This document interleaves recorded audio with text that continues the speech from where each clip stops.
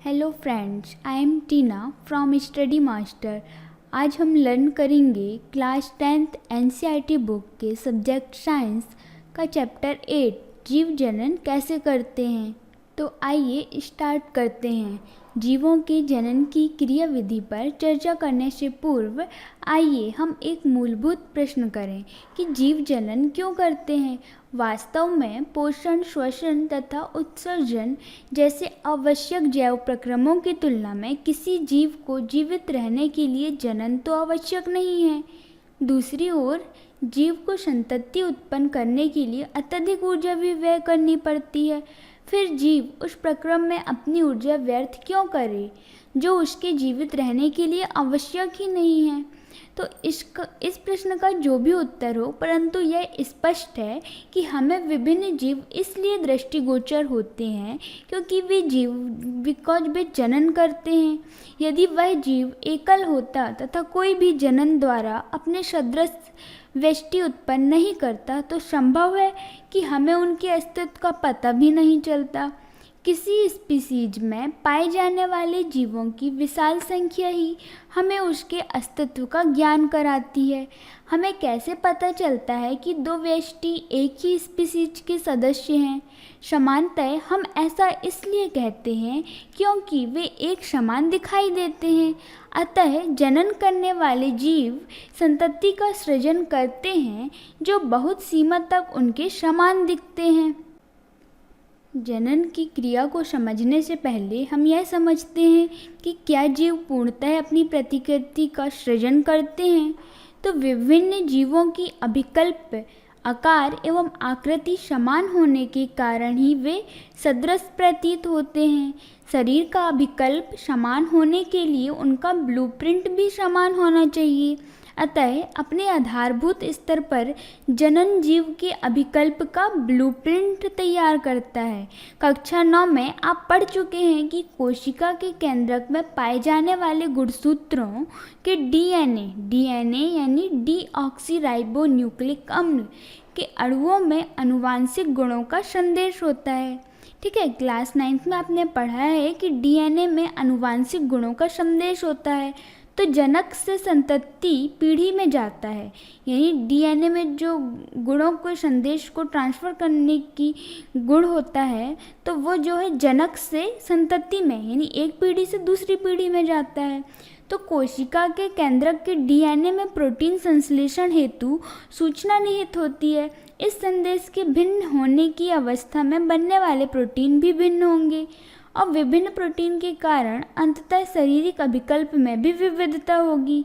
यानी यदि डीएनए अलग अलग होंगे तो उनमें जो प्रोटीन है उनमें भिन्नता होगी और प्रोटीन में भिन्नता होगी तो विभिन्न प्रोटीन के कारण जो शारीरिक अभिकल्प हैं उनमें भी विविधता होगी।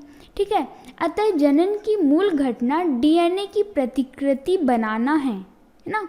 और डीएनए की प्रतिकृति बनाने के लिए कोशिकाएं विभिन्न रासायनिक क्रियाओं का उपयोग करती हैं।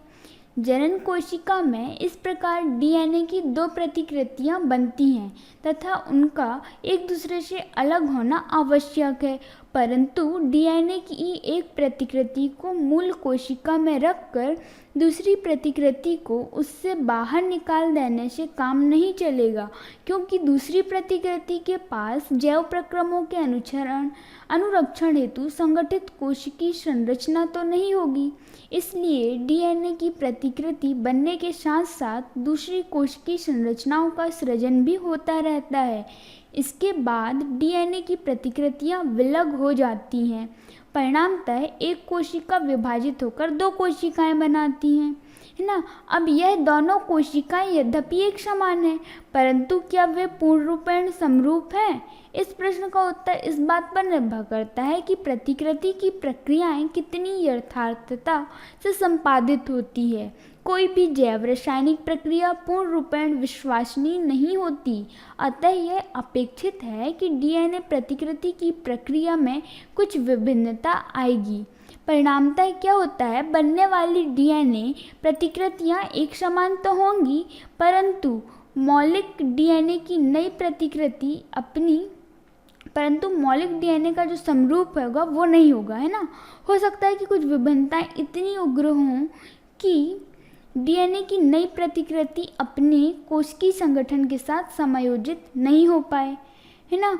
फिर क्या है, इस प्रकार की संतति कोशिका मर जाती हैं। और दूसरी ओर डीएनए प्रतिकृति की अनेक विभिन्नताएं इतनी उग्र नहीं होती, अतः संतति कोशिकाएं समान होते हुए भी किसी न किसी रूप में एक दूसरे से भिन्न होती हैं। तो जनन में होने वाली यह विभिन्नताएं जैव विकास का आधार है। अब विभिन्नताएं जो होती हैं, तो विभिन्नता का क्या महत्व है, तो अपनी जनन क्षमता का उपयोग कर जीवों की समष्टि परितंत्र में स्थान अथवा निकेत ग्रहण करते हैं। जनन के दौरान डीएनए प्रतिकृति का अविरोध जीव की शारीरिक संरचना एवं डिजाइन के लिए अत्यंत महत्वपूर्ण है, जो उसे विशिष्ट निकेत के योग बनाती है। अतः किसी प्रजाति या किसी स्पीसीज की समष्टि के स्थायित्व का संबंध जनन से है, परंतु निकेत में अनेक परिवर्तन आ सकते हैं जो जीवों के नियंत्रण से बाहर है। पृथ्वी का ताप कम या अधिक हो सकता है, जल स्तर में परिवर्तन आ सकता है, अथवा किसी उल्का पिंड का टकराना इसके कुछ उदाहरण हैं। यदि एक समष्टि अपने निकेत के अनुकूल है तथा निकेत में कुछ उग्र परिवर्तन आते हैं, तो ऐसी अवस्था में समष्टि का समूल विनाश भी संभव है। परंतु यदि समष्टि के जीवों में कुछ विभिन्नता होगी तो उनके जीवित रहने की कुछ संभावना है।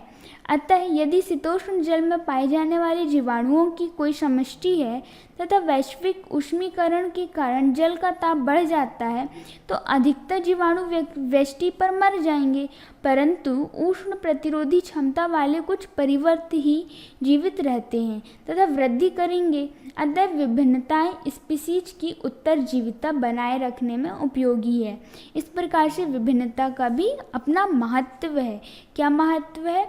विभिन्नताएं जो है स्पीसीज की उत्तरजीविता बनाए रखने के लिए उपयोगी होती हैं। अब यहाँ हम सबसे पहले जनन की क्या प्रक्रिया है हम इसको जान लेते हैं। तो जनन वह प्रक्रिया है जिसके द्वारा सजीव अपनी जैसी एक नई जीव उत्पन्न करते हैं। यानी जनन ऐसी क्रिया है जिसमें सजीव अपने ही जैसे एक और नई जीव को उत्पन्न करते हैं। अब जनन के दो प्रकार होते हैं, फर्स्ट लैंगिक जनन एंड सेकंड अलैंगिक जनन। अब हम सबसे पहले बात करते हैं अलैंगिक जनन की। अलैंगिक जनन क्या होता है?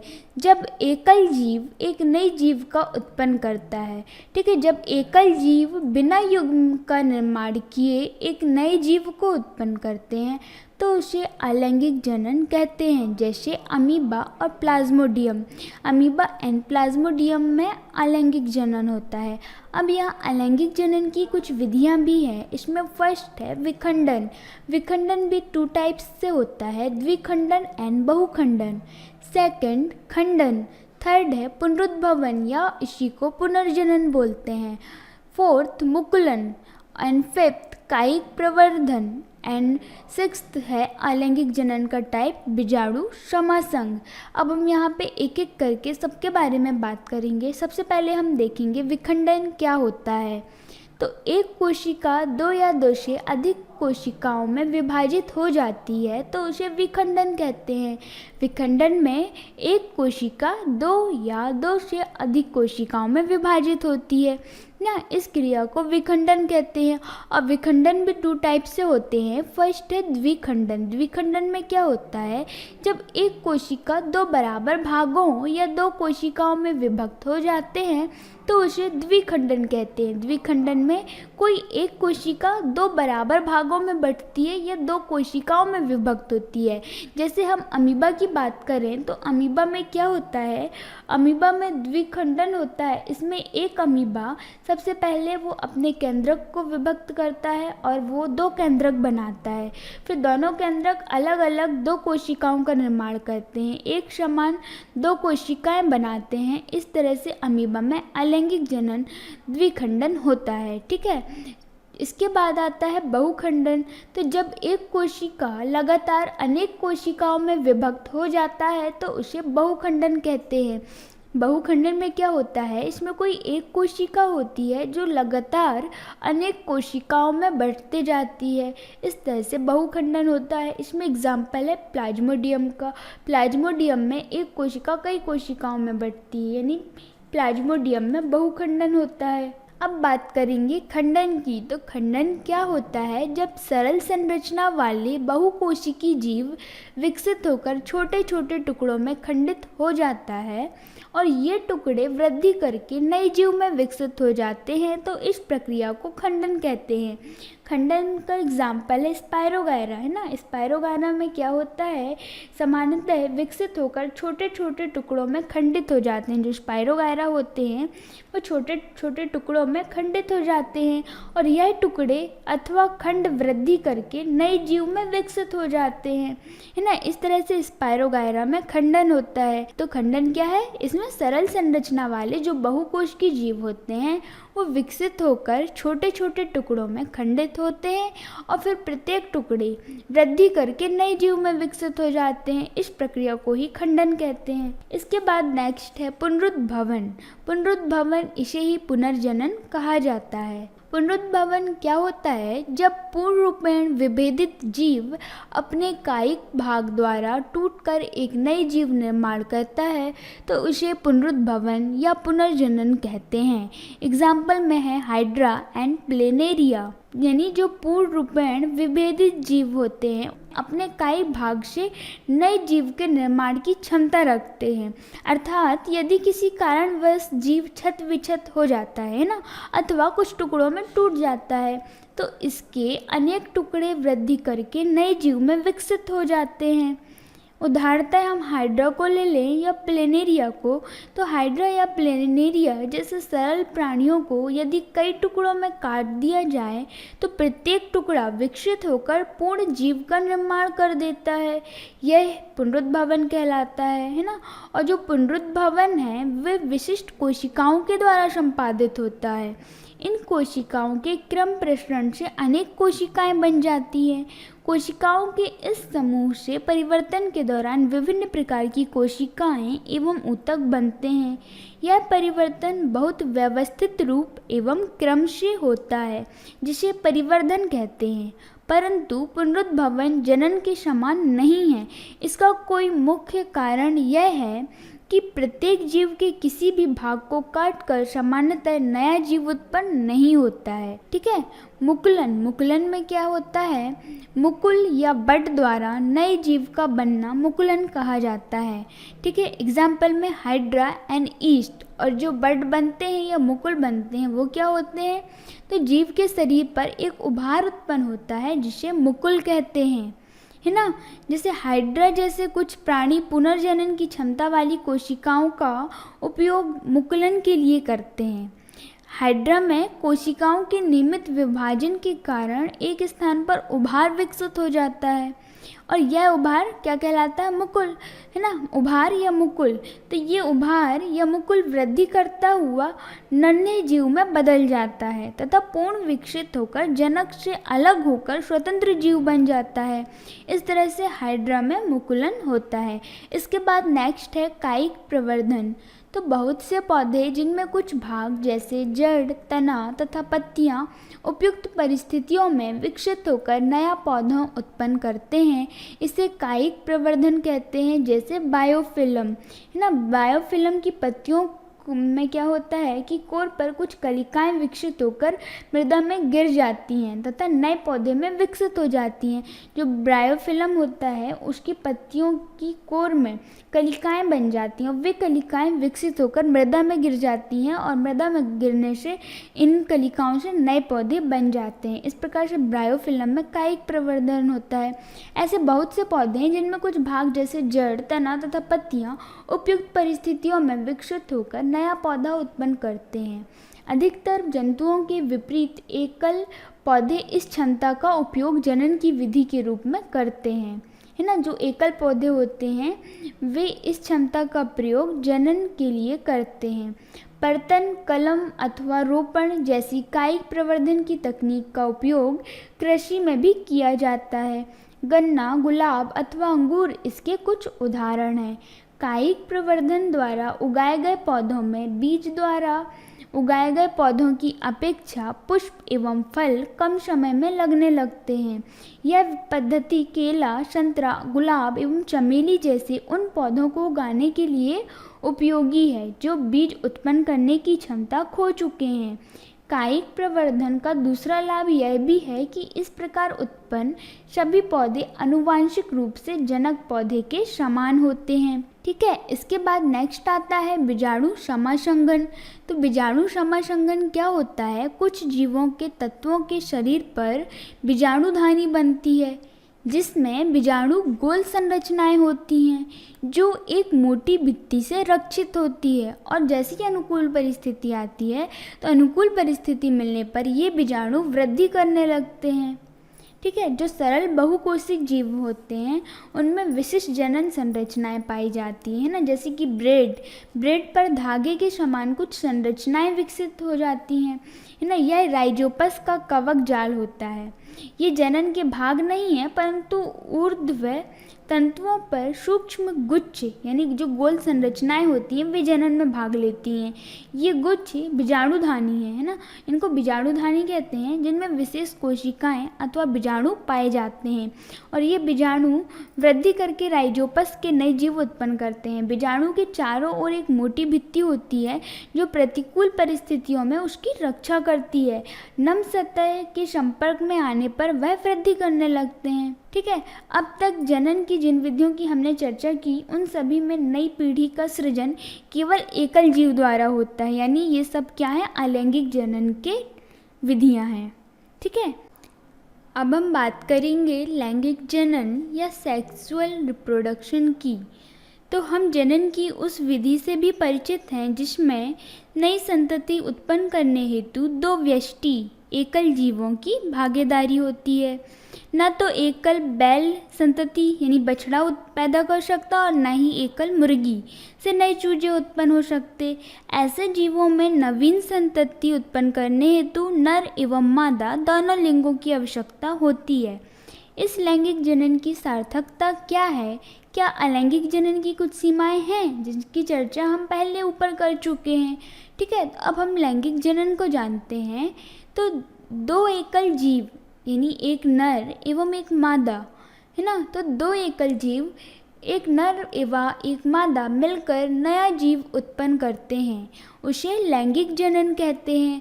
और जो नया जीव होता है वो आनुवांशिक रूप से पैतृक जीवों के समान होता है, परंतु समरूप नहीं होता है। अब लैंगिक जनन प्रणाली जो है वो क्यों लैंगिक जनन प्रणाली आवश्यक है? तो एकल पैतृक यानी कोशिका से दो संतति कोशिकाओं के बनने में डीएनए की प्रतिकृति बनना एवं कोशिकीय संगठन दोनों ही आवश्यक है। जैसा कि हम जान चुके हैं कि डीएनए प्रतिकृति की तकनीक पूर्णतः यथार्थ नहीं है, परिणामी त्रुटियां जीव की समष्टि में विभिन्नता का स्रोत है। जीव की प्रत्येक व्यष्टि विभिन्नताओं द्वारा संरक्षित नहीं हो सकती, परंतु स्पीसीज की समष्टि में पाई जाने वाली विभिन्नता उस स्पीसीज के अस्तित्व को बनाए रखने में सहायक है। अतः जीवों में जनन की कोई ऐसी विधि अधिक सार्थक होगी जिसमें अधिक विभिन्नता उत्पन्न हो सके। यद्यपि डीएनए प्रतिकृति की प्रणाली पूर्ण रूपेण यथार्थ नहीं है, वह इतनी परिशुद्ध अवश्य है जिसमें विभिन्नता अत्यंत धीमी गति से उत्पन्न होती है।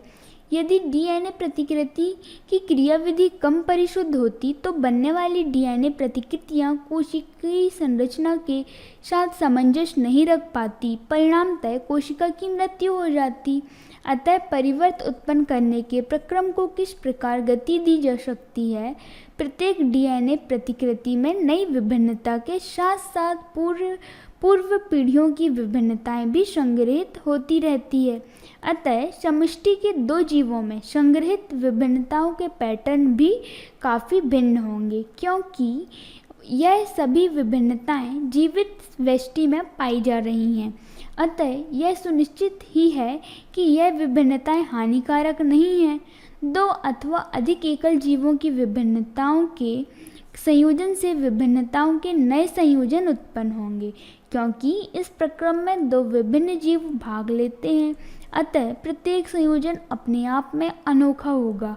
लैंगिक जनन में दो भिन्न जीवों से प्राप्त डीएनए को समाहित किया जाता है, परंतु इससे एक और समस्या पैदा हो सकती है। यदि संतति पीढ़ी में जनक जीवों के डीएनए का युग्मन होता रहे तो प्रत्येक पीढ़ी में डीएनए की मात्रा पूर्व पीढ़ी की अपेक्षा दोगुनी होती जाएगी। इससे डीएनए द्वारा कोशिकीय संगठन पर नियंत्रण टूटने की अत्यधिक संभावना है।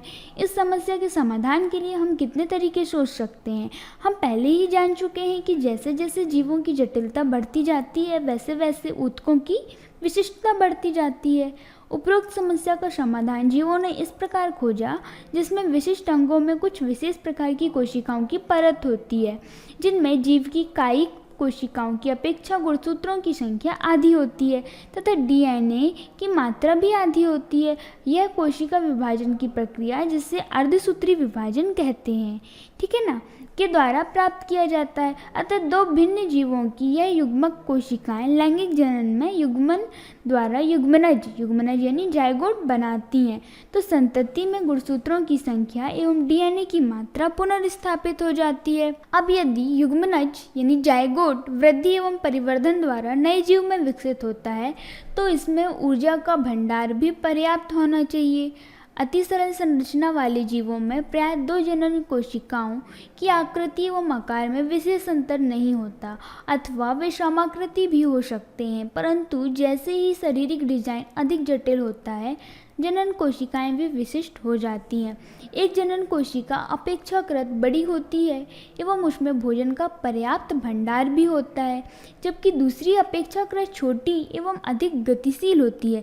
जो गतिशील जनन कोशिका होती है उसको नर युग्मक तथा जिस जनन कोशिका में भोजन का भंडार संचित होता है उसे मादा युग्मक कहते हैं। अगले कुछ अनुभाग में हम देखेंगे कि इन दो प्रकार के युग्मकों के सृजन की आवश्यकता ने नर एवं मादा जनकों में विभेद उत्पन्न किए हैं तथा कुछ जीवों में नर एवं मादा में शारीरिक अंतर भी स्पष्ट दृष्टिगोचर होते हैं। अब हम बात करते हैं पौधों में लैंगिक जनन क्या है। तो लैंगिक जनन में अर्धसूत्री कोशिका विभाजन द्वारा हैप्लॉइड जनन कोशिकाएं या युग्मक बनते हैं जो दो प्रकार के होते हैं, फर्स्ट नर युग्मक एंड सेकंड मादा युग्मक। एक नर व एक मादा युग्मक के मिलने से डिप्लॉइड युग्मनज बनता है जो बारंबार विभाजित होकर बीज बनाता है। बीज नए पौधे को जन्म देता है और इस तरह से पौधों में लैंगिक जनन होता है। यानी लैंगिक जनन में सबसे पहले अर्धसूत्री कोशिका विभाजन होता है और इसके द्वारा हैप्लॉइड जनन कोशिकाएं या फिर युग्मक बनते हैं। इनमें दो युग्मक बनते हैं, ये नर युग्मक और मादा युग्मक। फिर ये नर युग्मक और मादा युग्मक जब आपस में मिलते हैं तो नर युग्मक और मादा युग्मक के मिलने से डिप्लॉइड युग्मनज बनता है। ये इस तरह से युग्मनज बनता है या इसी को जायगोट बोलते हैं। फिर यही जायगोट बार बार विभाजित होकर बीज बनाता है, फिर उस बीज से नए पौधे का जन्म होता है। इस तरह से पौधों में लैंगिक जनन होता है।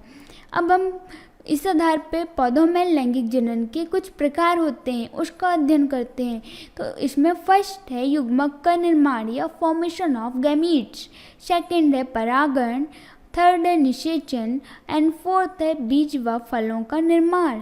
तो सबसे पहले हम इसमें युग्मक का निर्माण देखते हैं ना। पौधों में लैंगिक जनन में सबसे पहले हम फॉर्मेशन ऑफ गैमीट्स या युग्मक का निर्माण देखेंगे। तो युग्मकों का निर्माण युग्मक जनन के द्वारा होता है, ठीक है। युग्मकों का निर्माण युग्मक जनन के द्वारा होता है तथा अर्धसूत्री विभाजन द्वारा अगुणित युग्मक कोशिका का निर्माण युग्मक जनन कहलाता है। अब जो युग्मक होते हैं वो टू टाइप के होते हैं, एक तो नर युग्मक और मादा युग्मक। यानी नर युग्मक जनन होगा और मादा युग्मक जनन होगा। इस डायग्राम से आप समझ सकते हैं जो नर जननांग पुमंग होता है वहाँ से नर युग्मक बनता है ना। नर युग्मक जनन की क्रिया पुंकेसरों में होती है तथा परागकण या पोलन ग्रेन्स बनते हैं, ठीक है। जो पुमंग होता है ये नर जननांग होता है ना। इसमें पुंकेसर होते हैं तो इन पुंकेसरों में नर युग्मक का निर्माण होता है। नर युग्मक क्या कहलाते हैं ना, ये परागकोश में और पुतंतु ये क्या है, पुंकेसर है। तो इस पुंकेसर में परागकण या पोलन ग्रेन्स का निर्माण होता है जो कि एक नर युग्मक है ना। अब हम मादा युग्मक की बात करें तो मादा युग्मक जनन कैसे होता है, मादा जननांग से होता है। मादा जननांग को जयांग भी बोलते हैं।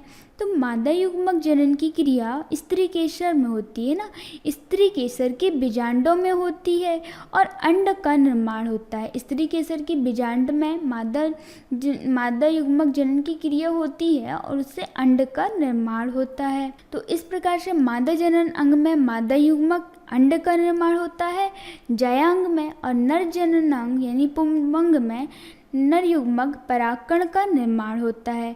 ठीक है, इस तरह से युग्मक का निर्माण होता है। सेकंड आता है परागण। परागण जो है वो किसी पुष्प के पराग कोशों से निकले हुए परागकणों का उसी पुष्प के वर्तिकाग्र पर अथवा उसी जाति के किसी दूसरे पुष्प के वर्तिकाग्र पर पहुंचने की क्रिया को परागण कहते हैं।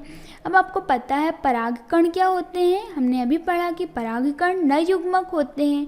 तो ये नर युग्मक जो है वो पुष्प के पराग कोशों से निकलकर ये परागकण यानी नर युग्मक उसी पुष्प के वर्तिकाग्र पर, है ना, उसी पुष्प के वर्तिकाग्र पर अथवा उसी जाति के किसी दूसरे पुष्प के वर्तिकाग्र पर पहुंचते हैं। इस क्रिया को परागण कहते हैं। अब ये परागण भी दो प्रकार का होता है। फर्स्ट है स्वपरागण एंड सेकंड परपरागण। तो स्वपरागण क्या होता है, जब एक पुष्प में पराग कोशों से परागकण निकलकर उसी पुष्प के वर्तिकाग्र पर गिर जाएं तो उसे स्वपरागण कहते हैं। यानी स्वपरागण में जो परागकण होते हैं यानी नर युग्मक वो पराग कोश से निकलकर उसी पुष्प के वर्तिकाग्र पर गिरते हैं, है ना। तो ये जो क्रिया है इसे स्वपरागण कहते हैं। और परपरागण में क्या होता है, जब एक पुष्प में पराग कोशों से परागकण निकलकर किसी दूसरे पुष्प के वर्तिकाग्र पर गिर जाए तो उसे परपरागण कहते हैं। परपरागण में पुष्प में जो परागकोश होते हैं तो परागकोश से नर युग्मक यानी परागकण निकलकर किसी दूसरे पुष्प के वर्तिकाग्र पर गिरते हैं। ठीक है, तो इसे परपरागण कहते हैं। इसके बाद आप यहाँ देख सकते हैं परागण किस तरह से होता है।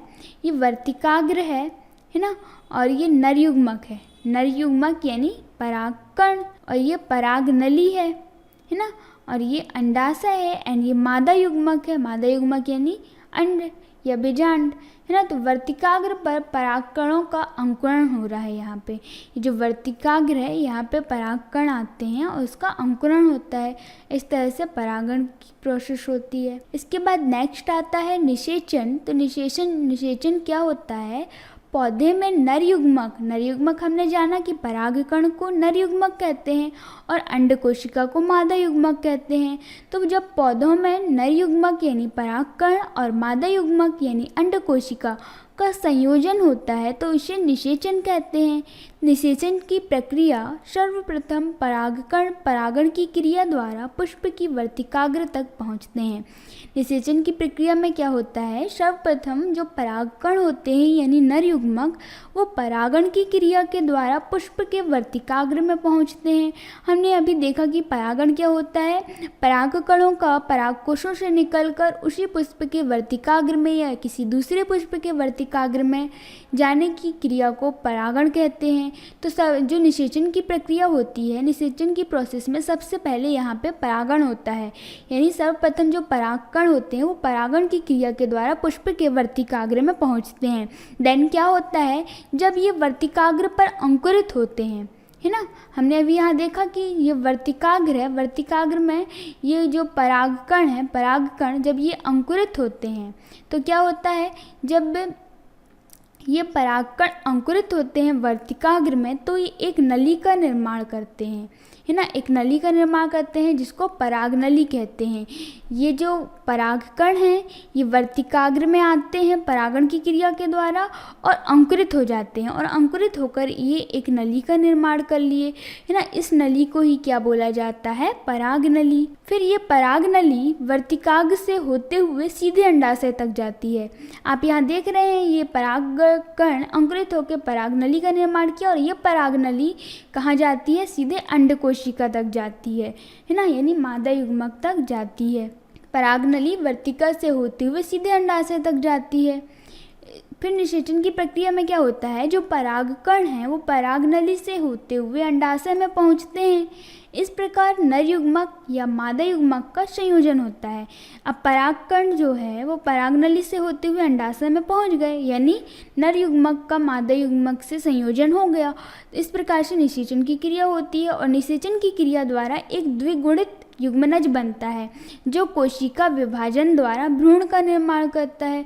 निषेचन की क्रिया होती है, फिर निषेचन की क्रिया के द्वारा द्विगुणित युग्मनज बनता है, युग्मनज या जायगोट। ठीक है, फिर इस जायगोट में कोशिका विभाजन के द्वारा भ्रूण का निर्माण होता है। निषेचन के पश्चात बीजांड से बीज तथा अंडाशय से फल बनता है। जब निषेचन हो जाता है तो उसके पश्चात जो बीजांड होता है तो उस बीजांड से बीज का निर्माण होता है और अंडाशय से फल का निर्माण होता है। फल से निकलने वाले बीजों के अंकुरण से नए पादप बनते हैं। फिर जो अंडाशय से फल बनता है और बीजांड से बीज बनता है, तो उस फल से निकलने वाले बीजों के अंकुरण से जो बीज निकलता है फल से, जब उसका अंकुरण होता है तो उस अंकुरण से नए पादप का निर्माण होता है। इस तरह से पौधों में निषेचन की प्रक्रिया होती है। अब तक हम विभिन्न स्पीसीज में जनन की विभिन्न प्रणालियों की चर्चा करते रहे हैं। आइए अब हम उस स्पीसीज के विषय में जानें जिसमें हमारी सर्वाधिक रुचि है, वह है मनुष्य या मानव। तो हम सबसे पहले यहाँ पे मानव में लैंगिक जनन की बात करेंगे, बिकॉज मानव में लैंगिक जनन ही होता है, यानी इसमें नर युग्मक और मादा युग्मक मिलकर जनन करते हैं, इसलिए मानव में लैंगिक जनन होता है। तो मानव में लैंगिक जनन को समझने से पहले हम कुछ बेसिक बातों को जानेंगे कि मानव में जनन अंगों का विकास किशोरावस्था में होता है। किसी भी प्राणी के जनन करने की योग्यता को उसकी प्रजनन क्षमता कहते हैं, है ना। किसी भी प्राणी के जनन करने की योग्यता या क्षमता को उसकी प्रजनन क्षमता कहते हैं और इसकी आयु पुरुषों में 15 से 18 वर्ष तथा स्त्रियों में 11 से 14 वर्ष तक होती है। इस अवस्था में स्त्री तथा पुरुषों के जनन अंगों में महत्वपूर्ण परिवर्तन होते हैं और ऐसे जनन लक्षण जो स्त्री तथा पुरुष की शारीरिक संरचना में परिवर्तन करते हैं, इन्हें प्राथमिक जनन अंग कहलाते हैं, है ना। और जिसके द्वारा स्त्री तथा पुरुषों में हम भेद कर सकते हैं, उसे गौण या द्वितीयक लैंगिक लक्षण भी कहते हैं, है ना। तो इस तरह से जो है मानव में कुछ परिवर्तन होते हैं किशोरावस्था में, पुरुषों में 15 to 18 ईयर्स में एंड स्त्रियों में 11 to 14 ईयर्स में। ठीक है, इनमें से कुछ परिवर्तन तो लड़के एवं लड़कियों में एक समान होते हैं। हम देखते हैं कि शरीर के कुछ नए भागों जैसे कि कांख एवं जांघों के मध्य जननांगी क्षेत्र में बालगुच्छ निकल आते हैं तथा उनका रंग भी गहरा हो जाता है। पैर, हाथ एवं चेहरे पर भी महीन रोम आ जाते हैं। त्वचा अक्सर तेली हो जाती है तथा कभी कभी मुहासे भी निकल आते हैं। हम अपने और दूसरों के प्रति अधिक सजग हो जाते हैं।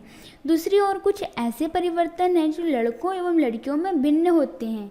ठीक है, तो हम इसमें सबसे पहले पुरुषों में बात करें कि पुरुष में द्वितीय गौण लैंगिक लक्षण क्या है। तो इसमें फर्स्ट पॉइंट है, चेहरे व शरीर पर बाल उग जाते हैं तथा स्वर भारी हो जाता है, यानी उनकी आवाज़ भारी हो जाती है। सेकंड पॉइंट है, वृषण कोशों तथा शिश्न के आकार में वृद्धि हो जाती है।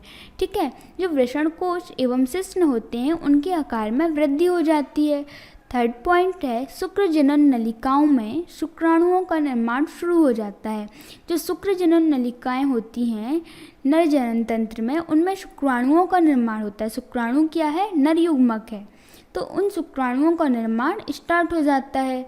फोर्थ पॉइंट है, अस्थियां एंड पेशियां मजबूत हो जाती हैं। अस्थियां यानी हड्डियां एंड पेशियां मजबूत हो जाती हैं। कंधे चौड़े व शरीर की लंबाई बढ़ने लगती है। एंड नेक्स्ट पॉइंट है, जननांगों के आसपास बगलों आदि स्थान पर बाल उगाते हैं। इसमें जो है टेस्टोस्टेरॉन तथा एंड्रोस्टेरॉन नर पुरुषों में द्वितीयक लैंगिक लक्षणों का विकास करते हैं, यानी पुरुषों में टेस्टोस्टेरॉन तथा एंड्रोस्टेरॉन हार्मोन बनते हैं। अब देखते हैं स्त्रियों में या फीमेल्स में द्वितीयक या गौण लैंगिक लक्षण क्या हैं। तो इसमें फर्स्ट पॉइंट है, बाह्य जननांगों तथा स्तनों का विकास प्रारंभ हो जाता है।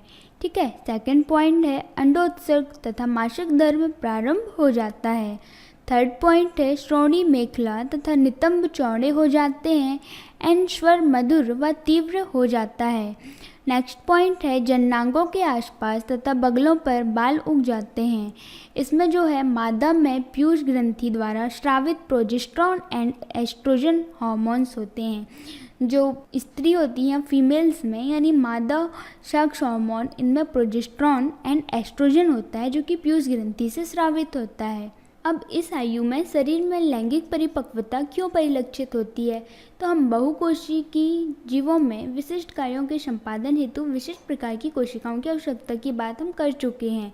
लैंगिक जनन में भाग लेने के लिए जनन कोशिकाओं का उत्पादन इसी प्रकार का एक विशिष्ट कार्य है तथा हम देख चुके हैं कि पौधों में भी इस हेतु विशेष प्रकार की कोशिकाएं एवं ऊतक विकसित होते हैं। प्राणियों जैसे कि मानव भी इस कार्य हेतु विशिष्ट ऊतक विकसित करता है। यद्यपि किसी व्यक्ति के शरीर में युवावस्था के आकार हेतु वृद्धि होती है, परंतु शरीर के संसाधन मुख्यतः इस वृद्धि की प्राप्ति की ओर लगे रहते हैं। इस प्रक्रम के चलते जनन ऊतक की परिपक्वता मुख्य प्राथमिकता नहीं होती। अतः जैसे जैसे शरीर की सामान्य वृद्धि दर धीमी होनी शुरू होती है, जनन ऊतक परिपक्व होना प्रारंभ करते हैं। किशोरावस्था की इस अवधि को यौवन आरंभ या प्यूबर्टी कहा जाता है। अतः वे सभी परिवर्तन जिनकी हमने चर्चा की जनन प्रक्रम से किस प्रकार संबंध है, हमें याद रखना चाहिए कि लैंगिक जनन प्रणाली का अर्थ है कि दो भिन्न व्यक्तियों की जनन कोशिकाओं का परस्पर संलयन।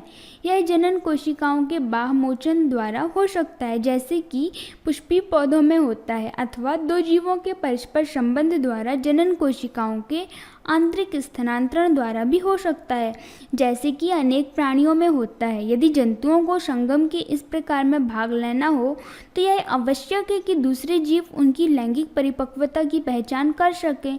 यौवन आरंभ की अवधि में अनेक परिवर्तन जैसे कि बालों का नवीन पैटर्न इस बात का संकेत है कि लैंगिक परिपक्वता आ रही है। दूसरी ओर दो व्यक्तियों के बीच जनन कोशिकाओं के वास्तविक स्थानांतरण हेतु विशिष्ट अंग या संरचना की आवश्यकता होती है। उदाहरण के लिए शिश्न के ऊर्ध्व होने की क्षमता। स्तनधारियों जैसे कि मानव में शिशु माँ के शरीर में लंबी अवधि तक गर्भस्थ रहता है तथा जन्म उपरांत स्तनपान करता है। इन सभी स्थितियों के लिए मादा के जननांगों एवं स्तन का परिपक्व होना आवश्यक है। आइए अब हम जनन तंत्र के विषय में जानते हैं। मानव जनन तंत्र में नर जनन तंत्र एंड मादा जनन तंत्र के बारे में जानेंगे। तो जनन तंत्र में हम सबसे पहले नर जनन तंत्र के बारे में बात करते हैं। तो दोस्तों, नर जनन तंत्र प्रकृति द्वारा नर यानी कि पुरुषों को प्रदान किया गया एक ऐसा साधन है जिसकी सहायता से वह मादा जनन तंत्र यानी कि महिलाओं के जनन तंत्र से क्रिया करके एक अन्य नर अथवा मादा की उत्पत्ति करता है। ठीक है, तो जो नर जनन तंत्र है वो प्रकृति द्वारा नर यानी पुरुषों को प्रदान किया गया है जिसकी सहायता से वह मादा जनन तंत्र यानी कि महिलाओं के जनन तंत्र से क्रिया करके एक नई संतति को उत्पन्न करता है। तो जनन कोशिका उत्पादित करने वाले अंग एवं जनन कोशिकाओं को निषेचन के स्थान तक पहुंचाने वाले अंग संयुक्त रूप से नर जनन तंत्र बनाते हैं, है ना। अब नर जनन कोशिका अथवा शुक्राणु का निर्माण जो होता है वो वृषण में होता है और यह जो है यानी वृषण वो उदर गुहा के बाहर वृषण कोश में स्थित होता है। आप ये नर जनन तंत्र की संरचना देख रहे हैं ना, इसमें ये वृषण है और ये उदर गुहा में जो है उदर गुहा के बाहर वृषण कोश में ये स्थित होता है। इसका कारण क्या है कि जो शुक्राणु होते हैं जिनका निर्माण वृषण में होता है, तो शुक्राणु उत्पादन करने के लिए आवश्यक ताप शरीर के ताप से कम होता है ना। तो टेस्टोस्टेरोन हार्मोन के उत्पादन एवं श्रवण में वृषण की भूमिका भी होती है, यानी शुक्राणु का निर्माण तो करता है, टेस्टोस्टेरोन हार्मोन के उत्पादन में भी इसकी भूमिका होती है। इसकी चर्चा हम पहले ही कर चुके हैं। तो शुक्राणु उत्पादन के नियंत्रण के अतिरिक्त टेस्टोस्टेरोन लड़कों में यौवन अवस्था के लक्षणों का भी नियंत्रण करता है। ठीक है, अब जो उत्पादित शुक्राणुओं का मोचन शुक्रवाहिनियों के द्वारा होता है, तो ये शुक्रवाहिकाएं मूत्राशय से आने वाली नली से जुड़कर एक संयुक्त नली बनाती हैं, है ना। संयुक्त नली बनाती हैं जिसको मूत्रमार्ग कहते हैं या यूरेथ्रा। शुक्राणुओं एवं मूत्र दोनों के प्रवाह के उभय मार्ग होता है ये, ठीक है। अब जो प्रोस्टेट तथा शुक्राशय अपने स्राव को शुक्रवाहिका में डालते हैं, जिससे शुक्राणु एक तरल माध्यम में आ जाते हैं।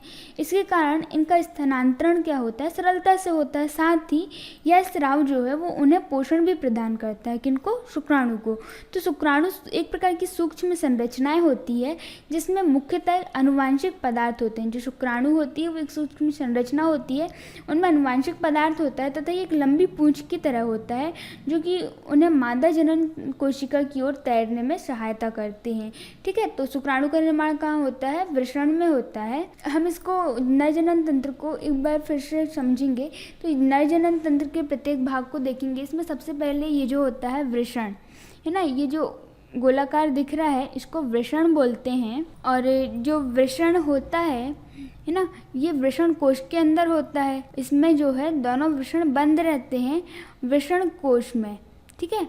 और इसकी लंबाई 4 to 5 सेंटीमीटर होती है एंड 2.5 सेंटीमीटर ये चौड़ा होता है, गुलाबी रंग का होता है एंड अंडाकार होता है। और शुक्राणु इसी में बनते हैं। शुक्राणु का निर्माण पूछा जा सकता है कहाँ होता है, तो शुक्राणु का निर्माण वृषण में होता है।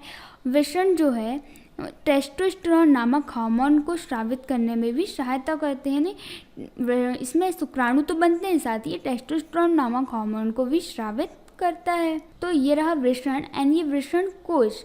इसके बाद हम बात करेंगे जो मूत्र मार्ग होता है ना, मूत्र मार्ग, ये शिश्न होता है ये वाला पार्ट। और शिश्न के अंदर यहाँ पे जो पतली नलिकानुमा संरचना दिख रही है इसको मूत्र मार्ग कहते हैं।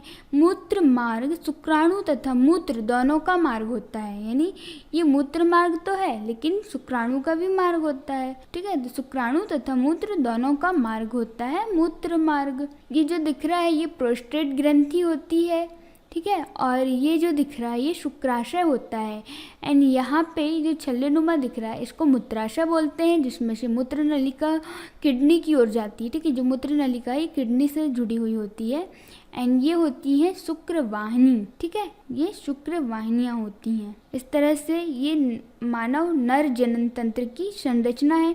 आपको एग्जाम में पूछा जा सकता है कि नर जनन तंत्र की संरचना बनाइए, तो आप इस तरह से इसको डायग्राम से, चित्र के थ्रू आप इसको नर जनन तंत्र को समझा सकते हैं और इसके बारे में लिख भी सकते हैं, ठीक है। जो शुक्रवाहिनियाँ होती हैं वो लगभग 40 सेंटीमीटर लंबी रहती हैं और शुक्राणु का रास्ता होता है। ये शुक्रवाहिनी जो है ये शुक्राणु का रास्ता होता है। और शिश्न के बारे में बात करें तो यह पुरुषों में बेलनाकार होता है और ये जो है स्त्रियों में शुक्राणु छोड़ा जाता है इसकी सहायता से, ठीक है। शिश्न की सहायता से स्त्री में शुक्राणु छोड़ा जाता है। शुक्राणु क्या होता है ये आप समझ चुके हैं। एक प्रकार का जो शुक्राणु है वो नर युग्मक है ना, जिसमें मुख्यतः अनुवांशिक पदार्थ होता है तथा एक लंबी पूंछ की तरह होता है। मतलब इसमें एक लंबी पूंछ होती है जो उन्हें मादा जनन कोशिका की ओर तैरने में सहायता करती है। तो गाइस अब हम बात करेंगे मादा जनन तंत्र की। मादा जनन तंत्र क्या होता है? मादा जनन तंत्र यानी फीमेल रिप्रोडक्टिव ऑर्गन्स, ये जो आपको संरचना दिख रही है ये मादा जनन तंत्र की आंतरिक संरचना है, ठीक है। जो अंडवाहिका यानी फ्लोपियन ट्यूब, अंडाशय, गर्भाशय, ग्रीवा एंड योनि, ये जो है मादा जनन तंत्र के पार्ट हैं, मादा जनन तंत्र के अंग हैं। और अंडवाहिका, अंडाशय, गर्भाशय, ग्रीवा, योनि ये आपस में मिलकर मादा जनन तंत्र का निर्माण करते हैं। आपको एग्जाम में पूछा जा सकता है कि मादा जनन तंत्र की संरचना बनाइए, तो आप इस तरह से मादा जनन तंत्र की संरचना बना सकते हैं। इसमें सबसे फर्स्ट पार्ट होता है अंडाशय। अंडाशय क्या होता है? अंडाशय मादा में एक जोड़ी पाया जाता है। एक जोड़ी यानी एक इस साइड एंड एक इस साइड, यानी 2 अंडाशय पाए जाते हैं, ठीक है। यानी एक जोड़ी अंडाशय पाया जाता है और अंडवाहिनी के द्वारा अंडाशय को गर्भाशय तक पहुंचाया जाता है। अंडवाहिनी के द्वारा जो अंडाशय होता है उसको गर्भाशय तक पहुंचाया जाता है। अंडाशय अंतःस्रावी ग्रंथि है जो कि एस्ट्रोजन हार्मोन का स्रावण करती है, ठीक है। जो फीमेल में एस्ट्रोजन हार्मोन होता है वो उसका निर्माण कहाँ पे होता है? अंडाशय में ही होता है। इसके बाद अब हम बात करेंगे अंडवाहिनी की। अंडवाहिनी तो यह 10 to 20 सेंटीमीटर लंबा होता है एंड यह एक कुंडलित नलिका होती है। अंडवाहिनी एक कुंडलित नलिका होती है जो गर्भाशय के दोनों ओर स्थित होती है। गर्भाशय के दोनों ओर स्थित होती है, एक एक की संख्या में, है ना। और इसका कार्य क्या है, अंडाशय को अंडवाहिनी गर्भाशय के अंदर पहुंचाता है। अंडाशय को गर्भाशय के अंदर कौन पहुंचाती है, अंडवाहिनी पहुंचाती है। ठीक है, अब हम बात करेंगे नेक्स्ट पार्ट गर्भाशय की। तो गर्भाशय क्या होता है, दोनों अंडवाहिनी मिलकर एक गर्भाशय का निर्माण करते हैं। ठीक है ना, दोनों अंडवाहिनी मिलकर गर्भाशय का निर्माण करते हैं। गर्भाशय, ये वाला पार्ट गर्भाशय कहलाता है। गर्भाशय यानी इंग्लिश में इसको यूट्रस बोला जाता है। दोनों अंडवाहिनी मिलकर एक गर्भाशय का निर्माण करती हैं और इसके ऊपर का भाग चौड़ा तथा नीचे का भाग संकरा होता है। आपको ये दिखाई दे रहा है, ऊपर का भाग इसमें चौड़ा होता है और ये नीचे वाला भाग संकरा होता है ना।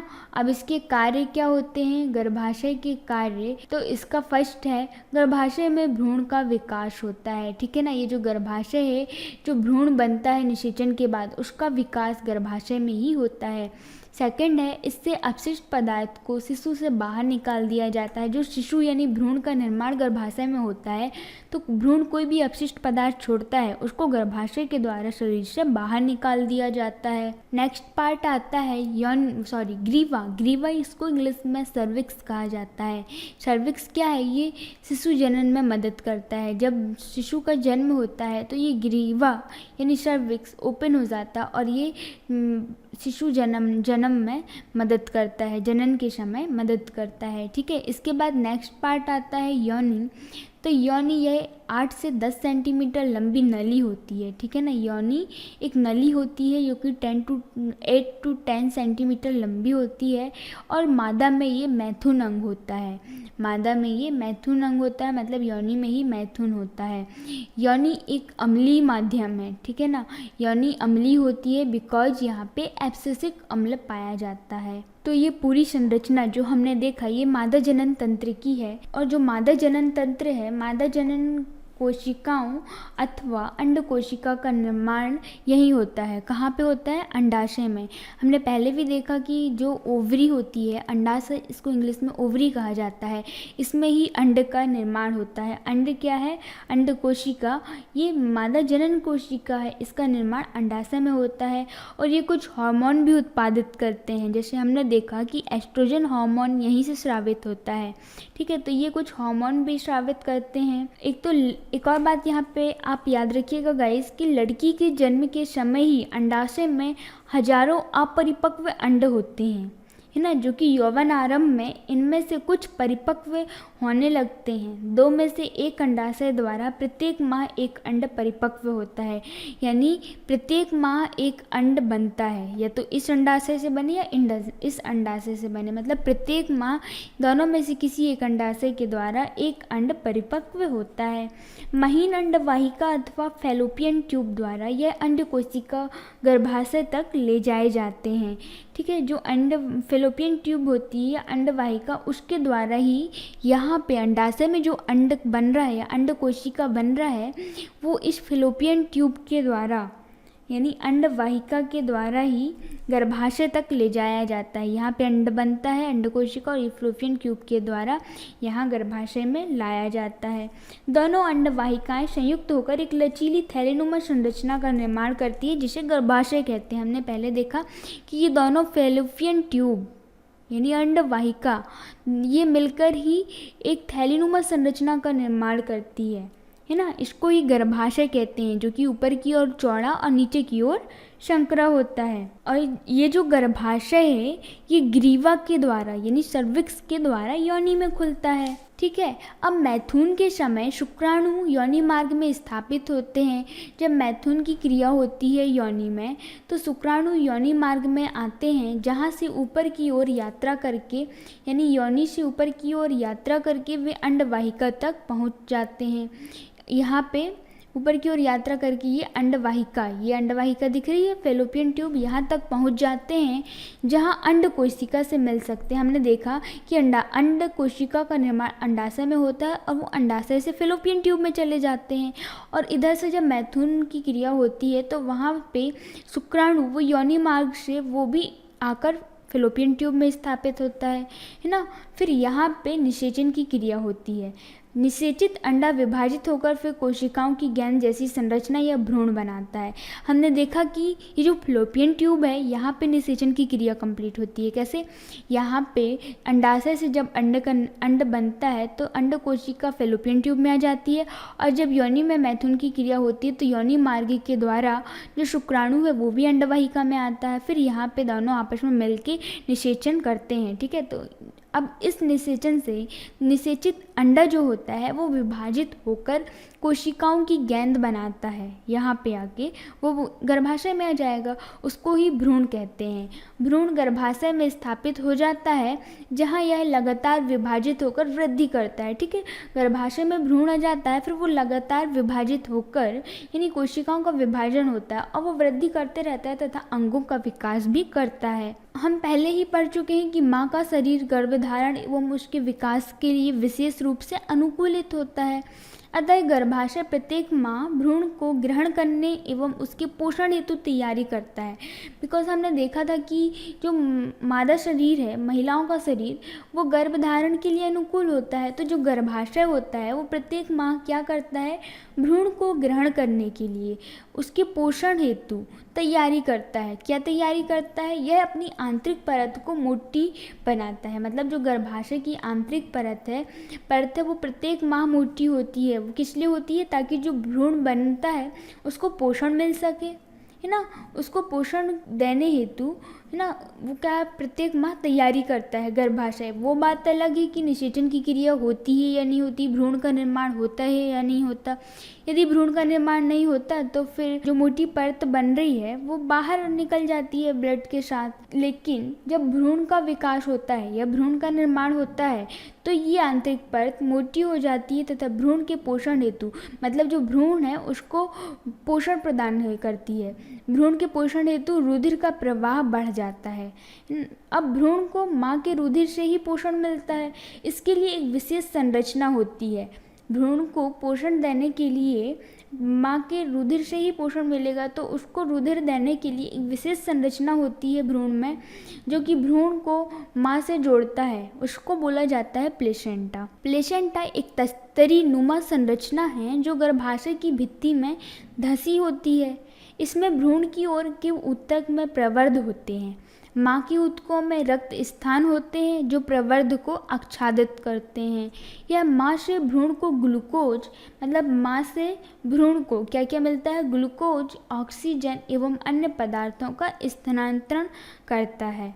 विकासशील भ्रूण द्वारा अपशिष्ट पदार्थ उत्पन्न होते हैं। अब जब भ्रूण का विकास हो रहा है तो विकासशील भ्रूण अपशिष्ट पदार्थों का भी निर्माण करेगा। तो भ्रूण से जो अपशिष्ट पदार्थ निकल रहे हैं उनका निपटान भी प्लेसेंटा के माध्यम से माँ के रुधिर में स्थानांतरण होता है। माँ के शरीर में गर्भ को विकसित होने में लगभग 9 माह का समय लगता है। ठीक है, गर्भाशय की पेशियों के लयबद्ध संकुचन से शिशु का जन्म हो जाता है। यानी शिशु जन्म की जो प्रक्रिया है वो भी लयबद्ध होती है। तो इस तरह से हमने देखा मादा जनन तंत्र क्या है। मादा जनन तंत्र के प्रत्येक भागों के बारे में हमने अध्ययन किया। अंडवाहिका, अंडाशय, गर्भाशय, ग्रीवा एवं योनि आपस में मिलकर मादा जनन तंत्र का निर्माण करते हैं। और यहाँ किस तरह से निषेचन की क्रिया होती है फेलोपियन ट्यूब में, ये भी हमने देखा। फिर गर्भाशय में कैसे भ्रूण का विकास होता है, भ्रूण को कैसे पोषण मिलता है, ये सारी चीज़ें हमने देखी। ठीक है, अब हम इसके बाद देखेंगे, अब हम बात करेंगे रजोधर्म की, या ऋतुस्राव या रजोधर्म क्या होता है। अभी तक हमने क्या देखा था कि कैसे अंड का निषेचन होता है। अंड और शुक्राणु आपस में निषेचन करके भ्रूण का निर्माण करते हैं ना। लेकिन अब यदि अंड का निषेचन नहीं हो, एक क्वेश्चन आता है यहाँ पे, क्या होता है जब अंड का निषेचन ना हो? तो क्या होगा, जब अंड कोशिका का निषेचन नहीं हो तो यह लगभग 1 दिन तक जीवित रहती है, क्योंकि अंडाशय प्रत्येक माह एक अंड का मोचन करता है। हमने ये देखा था कि जो अंडाशय है, ओवरी है, वो प्रत्येक माह एक अंड का निर्माण करता है, प्रत्येक माह एक अंड का मोचन करता है। अतः निषेचन अंड की प्राप्ति हेतु गर्भाशय भी प्रति माह तैयार करता है। यानी जब प्रत्येक माह एक अंड का मोचन होता है, अंडाशय प्रत्येक माह एक अंड को बाहर निकालता है, तो जो गर्भाशय होता है वो भ्रूण बनाने के लिए, भ्रूण को पोषण देने के लिए प्रत्येक माह गर्भाशय भी क्या तैयारी करता है, वह अपनी आंतरिक भित्ति को मांसल एवं स्पंजी बना लेता है। हमने देखा था कि गर्भाशय की आंतरिक भित्ति मोटी हो जाती है ना, तो ये अपनी भित्ति को मांसल एवं स्पंजी बना लेता है और वहाँ पे रक्त प्रवाह भी बढ़ जाता है। ये किस लिए होता है, ताकि जो भ्रूण हो रहा है उसको, भ्रूण बन रहा है उसका पोषण प्राप्त हो सके, है ना। लेकिन अब अंडे का निषेचन ही नहीं हुआ, जब अंड कोशिका का निषेचन ही नहीं हुआ तो इस कंडीशन में क्या होता है, यह अंडे के निषेचन होने की अवस्था में उसके पोषण के लिए आवश्यक है कौन, जो गर्भाशय तैयारी करता है, प्रत्येक माह अपनी आंतरिक भित्ति को मोटी बनाता है। परंतु निषेचन न होने की अवस्था में इस परत की भी आवश्यकता नहीं रहती। अब गर्भाशय ने जो अपनी मोटी परत बनाई है, जब भ्रूण का विकास ही नहीं हो रहा, जब भ्रूण बन ही नहीं रहा, बिकॉज निषेचन ही नहीं हुआ, तो निषेचन ना होने की अवस्था में ये जो परत होती है उसकी भी आवश्यकता नहीं रहती। तो क्या होता है, ये जो परत है वो धीरे धीरे टूट कर योनि मार्ग में रुधिर एवं म्यूकस के रूप में निष्कासित होती है। जो परत है वो धीरे धीरे टूटती है और योनि मार्ग से कुछ रुधिर के साथ यानी कुछ रक्त के साथ एंड कुछ म्यूकस के साथ वो बाहर निकलती है योनि मार्ग से। इससे ही रजोधर्म कहते हैं, रजोधर्म या ऋतुस्राव। इस चक्र में लगभग 1 महीने का समय लगता है तथा इसे ऋतुस्राव अथवा रजोधर्म कहते हैं और इसकी अवधि लगभग 2 से 8 डेज होती है। ठीक है, 2 से 8 दिनों तक की इसकी अवधि होती है। आइए अब हम बात करते हैं जनन स्वास्थ्य यानी रिप्रोडक्टिव हेल्थ की। जैसा कि हम देख चुके हैं, लैंगिक परिपक्वता एक क्रमिक प्रक्रम है तथा यह उस समय होता है जब शारीरिक वृद्धि भी होती रहती है। अतः किसी सीमा तक लैंगिक परिपक्वता का अर्थ यह नहीं है कि शरीर अथवा मस्तिष्क जनन क्रिया अथवा गर्भधारण योग्य हो गए हैं। हम यह निर्णय किस प्रकार ले सकते हैं कि शरीर एवं मस्तिष्क इस मुख्य उत्तरदायित्व के योग्य हो गया है। इस विषय पर हम सभी पर किसी न किसी प्रकार का दबाव है। इस क्रिया के लिए हमारे मित्रों का दबाव भी हो सकता है, विवाह एवं संतानोत्पत्ति के लिए पारिवारिक दबाव भी हो सकता है, संतानोत्पत्ति से बचकर रहने का सरकारी तंत्र की ओर से भी दबाव हो सकता है। ऐसी अवस्था में कोई निर्णय लेना काफ़ी मुश्किल होता है। साथ ही यौन क्रियाओं के स्वास्थ्य पर पड़ने वाले प्रभाव के विषय में भी हमें सोचना चाहिए। जैसे कि हमने क्लास 9 में पढ़े हैं कि एक व्यक्ति से दूसरे व्यक्ति को रोगों का संचरण अनेक प्रकार से हो सकता है। यहाँ पे यौन क्रिया के द्वारा शारीरिक संबंध स्थापित होता है, तो इसमें कोई आश्चर्य की बात नहीं है कि अनेक रोगों का लैंगिक संचरण भी हो सकता है, जैसे कि जीवाणु जनित रोग जैसे गोनेरिया, सिफिलिस एवं वायरस संक्रमण जैसे कि वॉट एवं HIV/AIDS आदि। इस तरह से जो रोग हैं ये सेक्सुअल ट्रांसमिशन रोग कहलाते हैं, तो इनसे बचकर रहना भी जरूरी है। इसलिए जनन स्वास्थ्य आवश्यक है। अब हम जनन स्वास्थ्य से क्या तात्पर्य है, तो इसके कुछ पहलुओं पर बात करें तो इसमें शारीरिक स्वास्थ्य, सामाजिक स्वास्थ्य, भावनात्मक स्वास्थ्य एवं व्यवहारिक स्वास्थ्य आदि आता है। अब जनन स्वास्थ्य से संबंधित कुछ समस्याएं भी होती हैं, जैसे समाज में लड़के और लड़की में भेद, बाल विवाह जैसी रूढ़ियाँ, संतानोत्पत्ति के लिए परिवार का दबाव एंड शासन का नियंत्रण। इसके अलावा जो कम उम्र में गर्भधारणा होता है और बच्चों के बीच अंतराल कम रखने से एंड अधिक बार गर्भधारणा करने से, इससे क्या होता है, जो महिला है उसके शारीरिक स्वास्थ्य पर विपरीत प्रभाव पड़ता है। इसके साथ ही यदि इच्छा के विरुद्ध गर्भधारणा हो तो महिला के शारीरिक एवं मानसिक स्वास्थ्य पर भी विपरीत प्रभाव पड़ता है। साथ ही यहाँ पे मृत्यु जैसी समस्याएं भी उत्पन्न हो सकती हैं। साथ ही जनन स्वास्थ्य में जनसंख्या विस्फोट भी एक बड़ी समस्या है। बहुत अधिक जनन होने से जनसंख्या विस्फोट जैसी समस्याएं उत्पन्न होती है और जनसंख्या विस्फोट के कारण भोजन एवं साधन संपत्ति में कमी आ सकती है एंड सामाजिक असमानता जैसी समस्याएं उत्पन्न होती हैं। तो इनके रोकथाम के लिए कुछ गर्भ निरोधक उपाय अपनाए जाते हैं। यौन क्रिया द्वारा गर्भधारणा की संभावना सदा ही बनी रहती है और गर्भधारणा की अवस्था में स्त्री के शरीर एवं भावनाओं की मांग एवं आपूर्ति बढ़ जाती है एवं यदि वह इसके लिए तैयार नहीं है तो इसका उसके स्वास्थ्य पर विपरीत प्रभाव पड़ता है। अतः गर्भधारण रोकने के लिए अनेक तरीके खोजे गए हैं। यह गर्भरोधी तरीके अनेक प्रकार के हो सकते हैं। एक तरीका यांत्रिक अवरोध का है जिससे शुक्राणु अंडकोशिका तक न पहुंच सके, जिसके लिए शिश्न को ढकने वाले कॉन्डोम अथवा योनि में रखने वाली अनेक युक्तियां, जिससे अंड का मोचन ही नहीं होता, अतः निषेचन ही नहीं हो सकता। ये दवाएं सामान्यतः गोली के रूप में ली जाती हैं, परंतु ये हार्मोन संतुलन को परिवर्तित करती हैं, अतः उनके कुछ विपरीत प्रभाव भी हो सकते हैं। गर्भधारण रोकने के लिए कुछ अन्य युक्तियां जैसे कि लूप अथवा कॉपर टी, जिनको इंट्रायूटेराइन डिवाइस कहते हैं, को गर्भाशय में स्थापित करके भी किया जाता है, परंतु गर्भाशय के उत्तेजन से भी कुछ विपरीत प्रभाव हो सकते हैं। यदि पुरुष की शुक्रवाहिकाओं को अवरुद्ध कर दिया जाए, यानी नसबंदी कर दिया जाए, यदि पुरुष की शुक्रवाहिकाओं को अवरुद्ध कर दिया जाए तो उसको वैसेक्टॉमी बोलते हैं, है ना। यदि या फिर स्त्री की अंडवाहिनी अथवा फैलोपियन नलिका को अवरुद्ध कर दिया जाए, उसको ट्यूबेक्टॉमी बोला जाता है। तो दोनों ही अवस्थाओं में निषेचन नहीं हो पाएगा। शल्य क्रिया तकनीक द्वारा इस प्रकार के अवरोध उत्पन्न किए जा सकते हैं। यद्यपि शल्य तकनीक भविष्य के लिए पूर्णतः सुरक्षित है, परंतु असावधानी पूर्वक की गई शल्य क्रिया से संक्रमण अथवा दूसरी समस्याएं उत्पन्न हो सकती हैं। शल्य क्रिया द्वारा अनचाहे गर्भ को हटाया भी जा सकता है। इस तकनीक का दुरुपयोग उन लोगों द्वारा किया जा सकता है जो किसी विशेष लिंग का बच्चा नहीं चाहते। ऐसा गैर कानूनी कार्य अधिकतर मादा गर्भ के चयनात्मक गर्भपात हेतु किया जा रहा है। एक स्वस्थ समाज के लिए मादा नर लिंग अनुपात बनाए रखना आवश्यक है। यद्यपि हमारे देश में भ्रूण लिंग निर्धारण एक कानूनी अपराध है। हमारे समाज की कुछ इकाइयों में मादा भ्रूण की निर्मम हत्या के कारण हमारे देश में शिशु लिंग अनुपात तीव्रता से घट रहा है, जो कि एक चिंता का विषय है। हमने पहले देखा कि जनन एक ऐसा प्रक्रम है जिसके द्वारा जीव अपनी समष्टि की वृद्धि करता है। एक समष्टि में जन्म दर एवं मृत्यु दर उसके आकार का निर्धारण करते हैं। जनसंख्या का विशाल आकार बहुत लोगों के लिए चिंता का विषय है।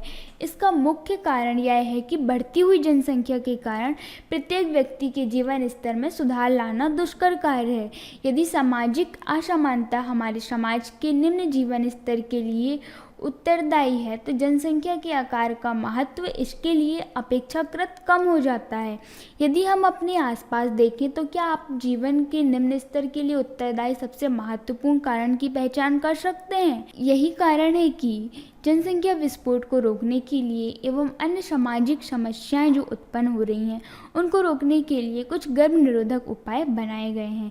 इनमें प्रमुख हैं कंडोम, महिला कंडोम, गर्भ निरोधक दवाएं, बर्थ कंट्रोल रिंग, कैलेंडर विधि, योनि को साफ करना, स्पर्मिसाइड मतलब जिसमें स्पर्म को ही नष्ट कर दिया जाता है, गर्भ निरोधक शॉट, इंट्रायूटेराइन डिवाइस अभी हमने देखा, इसमें कॉपर टी आता है, एंड नसबंदी में ट्यूबेक्टॉमी एंड वैसेक्टॉमी, कुछ जन्म नियंत्रण पेट एवं सहवास में रुकावट आदि विधियों का उपयोग करके गर्भ निरोधक उपाय किए जा सकते हैं।